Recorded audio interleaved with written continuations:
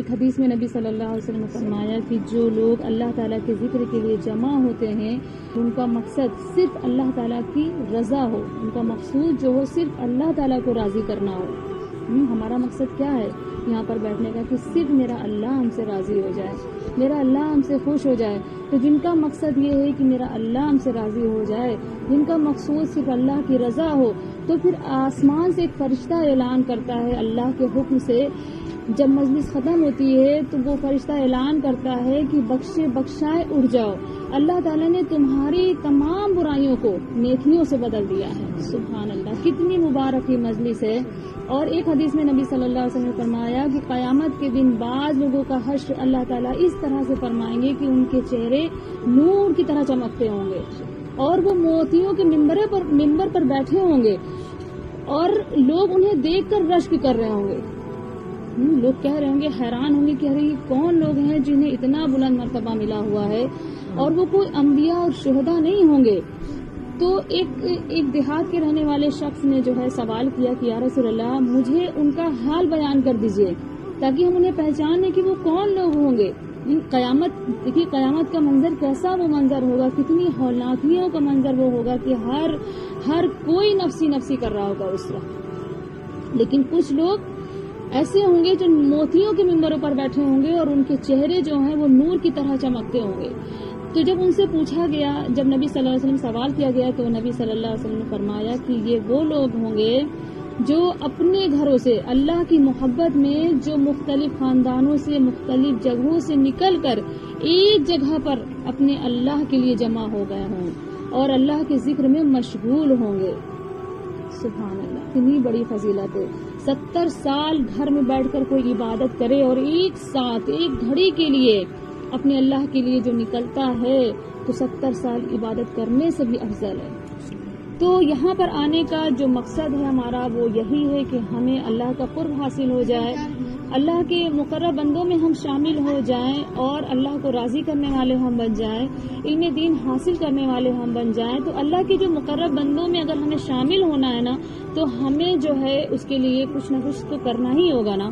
تو ہمارے جو علماء اکابر ہیں نا، انہوں نے 6 باتیں ہمیں بتائیں کہ اگر ہم ان 6 باتوں کو سیکھ رہے ہیں، 6 صفات جو ہے، اگر ہم اس کے لیے محنت کر رہے ہیں، کوشش کر رہے ہیں، اس کو سیکھ رہے ہیں، اس پر عمل کر رہے ہیں تو انشاءاللہ جو ہے ہم دنیا آخرت میں انشاءاللہ کامیاب ہو جائیں گے۔ اور یہ جو 6 صفات جو ہے تو سب سے پہلی چیز ہے کلمہ، یعنی جنت کا دروازہ ہے، اور نماز جو دین کا ستون ہے، اور علم ذکر، علم ایک راستہ ہے اور ذکر جو ہے روشنی ہے، اور اکرام مسلم، جو یہ جو دین پھیلا ہے نا تو یہ اخلاق سے پھیلا ہے، اچھے اخلاق سے ہی یہ دین پھیلا ہے۔ اور اس کے بعد اخلاصی نیت، تمام اعمال کا جو دار و مدار ہے وہ نیت پر اللہ تعالیٰ نے رکھا ہوا ہے۔ تمام جیسی ہماری نیت ہوگی ویسا ہمیں بدلہ ملنے والا ہے آخرت میں، چاہے وہ حقوق اللہ ہو یا حقوق العباد ہو۔ پھر اس کے بعد ہے دعوت و تبلیغ۔ اگر ہم چاہتے ہیں کہ ہماری زندگی میں دین آ جائے، ہم اللہ سے جڑ جائیں، اللہ کا قرب ہمیں حاصل ہو جائے، اللہ کے محبوب بندوں میں سے ہو جائیں، تو ہمیں اپنا دین کے لیے اپنا وقت لگانا ہوگا، گھر سے نکلنا ہوگا، دین سیکھنا ہوگا، اس دین کے لیے محنت کرنی ہوگی، تو ہمارے اندر پھر دین آ جائے گا۔ کیسے؟ دیکھیے ایک شخص تھے نا، تو وہ جو ہے ان کے بیٹے جو تھے پائلٹ تھے، تو وہ نماز نہیں پڑھتے تھے۔ ان کا جو بیٹا تھا نماز نہیں پڑھتا تھا، وہ بہت نمازی تھے۔ جب ان کا بیٹا چھٹی پر گھر پر آیا تو انہوں نے کہا کہ جو ہے بیٹا نماز پڑھا کرو۔ کہا ابا ٹائم ہی نہیں ملتا ہے، پائلٹ تھے نا تو ان کو ٹائم نہیں ملتا تھا۔ کہا ٹائم ہی نہیں ملتا، کیسے نماز پڑھیں؟ تو کہا نہیں بیٹا کسی طرح سے بھی نماز پڑھا کرو۔ تو کہا کیا کریں ابا جی، ٹائم نہیں ملتا ہے۔ تو کہا اچھا ٹھیک ہے، نہیں پڑھتے ہو تو تم 2-4 لوگوں سے صرف کہہ دینا کہ نماز پڑھو، صرف کہہ دینا، بس تم نہ پڑھنا، لیکن دوسرے لوگوں سے 2-4 لوگوں سے صرف کہہ دینا۔ تو کہا اس میں کون سی بڑی بات ہے، ہم کہہ دیں گے کہ بھائی نماز پڑھو۔ تو کہا ٹھیک ہے، بس تم اتنا کر لینا۔ پھر وہ چلے گئے۔ پھر جب وہ گئے وہاں پر تو 5-6 مہینے کے بعد وہ واپس آئے۔ جب ان کے ابا نے دیکھا تو بڑی بڑی سی داڑھی اور جو ہے ماتھے پہ نشان، تو 5-6 مہینے کے بعد جب وہ آئے تو وہ حیران ہو گئے۔ کہا بیٹا یہ کیا ہوا؟ کہا ابا آپ نے مجھے پھنسا دیا، تو کہنے لگے اچھا وہ کیسے، یہ کیسے تمہارے ساتھ یہ معاملہ کیسے ہوا، اتنا بدلاؤ کیسے آ گیا تمہارے اندر؟ تو کہنے لگے کہ ابا جی آپ نے مجھ سے کہا تھا کہ 2-3 لوگوں کو بتا دیا کرنا نماز پڑھو نماز پڑھو. تو جب ہم نے لوگوں سے کہنا شروع کرا کہ بھائی نماز پڑھ لیا کرو نماز پڑھ لیا کرو، میں خود نہیں پڑھتا تھا، تو ایسے ہی کہتا رہا تو پھر مجھے جو ہے خیال آیا کہ بتاؤ میں لوگوں سے کہہ رہا ہوں نماز پڑھو اور میں خود نہیں پڑھ رہا ہوں، تو ہمیں بھی نماز پڑھنی چاہیے. تو پھر میں نے نماز شروع کر دی. نماز پڑھتے پھر جب ایک دن میں داڑھی بنا رہا تھا تو مجھے خیال آیا کہ جب میں فرض ادا کر رہا ہوں تو اپنے نبی کی سنت کو بھی رہنے دیتا ہوں چہرے پر، اسے میں کیوں ہٹاؤں. تو پھر ہم نے وہ بلیڈ بھی پھینک دیا اور پھر ہم نے داڑھی بھی رکھ لی. تو آپ نے ابا جی مجھے آپ نے پھنسا دیا کہ لوگوں سے کہنا شروع کرو، تمہارے اندر خود بخود عمل آ جائے گا، دین آ جائے گا، تم اللہ کے قریب ہو جاؤ گے خود بخود. تو لوگوں سے کہنا شروع کرو. جب ہم کسی سے دین کی بات کرتے ہیں نا تو دین بالکل اسی طریقے سے یہ چیز ہوگی کہ جیسے کوئی بال ہے ہم اسے دیوار پر پھینکیں نا تو وہ بال واپس میرے پاس آئے گی نا. تو اسی طریقے سے جب ہم کسی سے کچھ ہم یہ نہ سوچیں کہ ہمارے اندر عمل نہیں ہے تو ہم کیوں لوگوں سے کہیں، ہم کیسے سمجھائیں، ہم پہلے خود عمل کریں پھر کہیں. نہیں، عمل اگر ہم کہنا شروع کریں، نہیں کہنا، کوئی کچھ بھی کہہ رہا ہے لیکن اسے کہنا شروع کر دیں اگر ہم لوگوں سے کہ جو ہے آپ نے کام کریے، آپ پردہ کریے، آپ پردے کے تعلق سے، نماز کے تعلق سے، کسی بھی چیز، جس سے نیکی کروانا چاہتا ہے وہی عمل کر پاتا ہے. تو کہنا شروع کریں کیسے بھی کر کے پیار سے. اس میں اخلاق بہت ضروری ہے کہ بہت اچھی طریقے سے تمہیں بیان کرنا ہے. تم غصہ گرمی میں کہو گے تو سامنے والا تو چڑ ہی جائے گا نا، وہ تھوڑی نا بات مانے گا. تو بہت یہ نہیں کہ اس کی غلطیوں کو لے کر اور تانا کشی کریں، ایسا نہیں طنز کر کے کہیں، نہیں، بہت سمجھانے والے انداز میں بہت اچھی طرح سے کہ دیکھو اس میں میرا تو کوئی فائدہ ہونا ہی نہیں ہے. تم اگر عمل کرو گے تمہیں ہی فائدہ ہونے والا ہے. تمہیں ایک نہ ایک دن جانا ہے، اللہ تعالیٰ کو جو ہے تمہیں حساب دینا ہے زندگی کا، اللہ حساب لینے والے ہیں.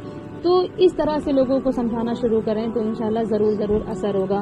تو دیکھو سب سے پہلی چیز کیا ہے؟ کلمہ، یعنی لا الہ الا اللہ محمد رسول اللہ، کہ اللہ کے سوا کوئی معبود نہیں اور محمد صلی اللہ علیہ وسلم اللہ کے رسول ہیں. تو اس کلمے کا یقین ہونا، صرف زبان سے اقرار نہیں کرنا ہے، اس کلمے کا دل اور زبان سے اقرار کرنے کے بعد پوری زندگی اسی کلمے کے مطابق گزارنا ہے ہمیں انشاءاللہ.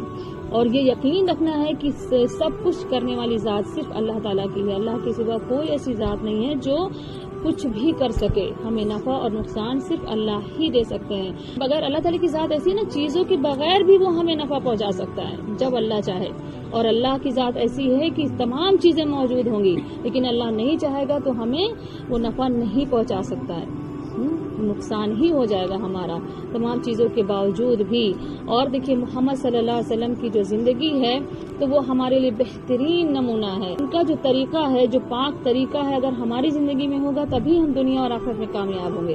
اگر ان کی زندگی کا طریقہ ہماری زندگی میں نہیں ہوگا تو پھر ہم دنیا آخرت میں ناکام ہو جائیں گے. دنیا کی تمام چیزیں ہمارے پاس ہوں گی لیکن اگر ہمارے نبی کا طریقہ نہ ہوا تو پھر ہم دونوں جہاں میں ناکام ہو جائیں گے. اگر ہمارے پاس کوئی بھی چیز نہ ہو، صرف ہمارے نبی کا طریقہ ہو تو ہم دونوں جہاں میں کامیاب ہو جائیں گے. تو یہ یقین ہمیں بنانا ہے، یہ یقین ہمیں پیدا کرنا ہے اپنے اندر کہ سب کچھ کرنے والی ذات اللہ کی ہے. ہمارا اللہ بس ہم سے راضی رہے، کوئی راضی ہو یا ناراضی ہو.